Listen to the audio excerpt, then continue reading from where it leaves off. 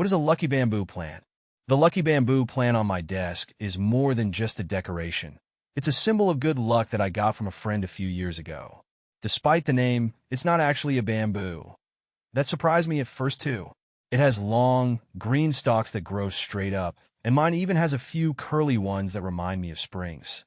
I keep it in a little glass vase filled with pebbles and water, which seems to be all it needs to thrive.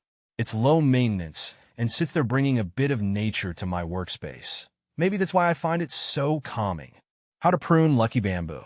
My lucky bamboo gets a little unruly sometimes, especially those new shoots that love to sprout from the main stalk.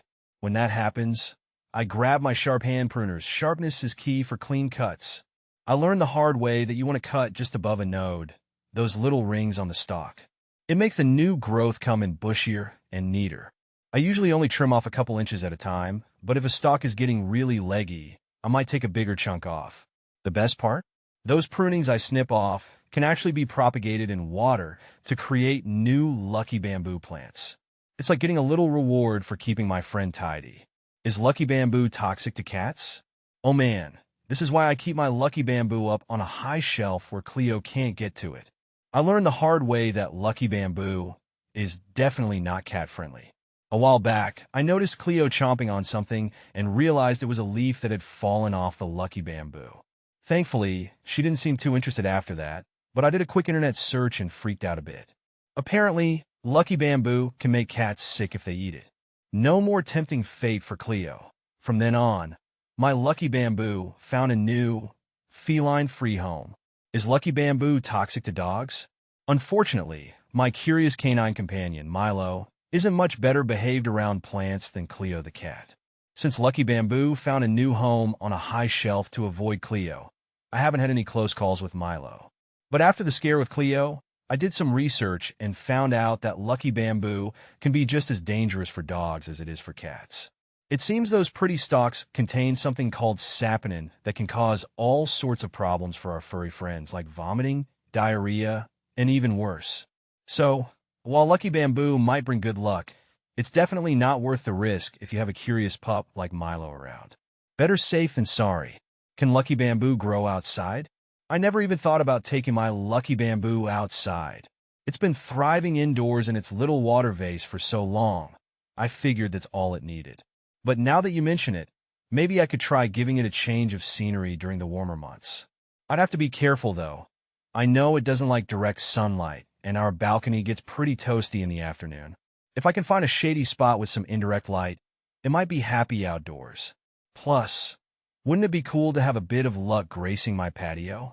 I might just have to experiment and see how my lucky bamboo fares outside. Where to place lucky bamboo in home? This depends on what kind of luck I'm hoping to attract. For overall good vibes and positive energy, I like to keep my lucky bamboo in the east part of my home.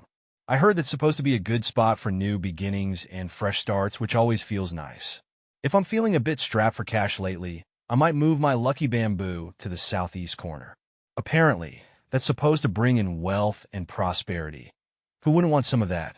Honestly, though, as long as it's getting enough indirect light and isn't in a super drafty spot, I think my lucky bamboo will do well wherever I place it.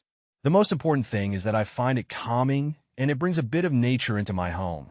Can lucky bamboo grow underwater? That's a tricky question.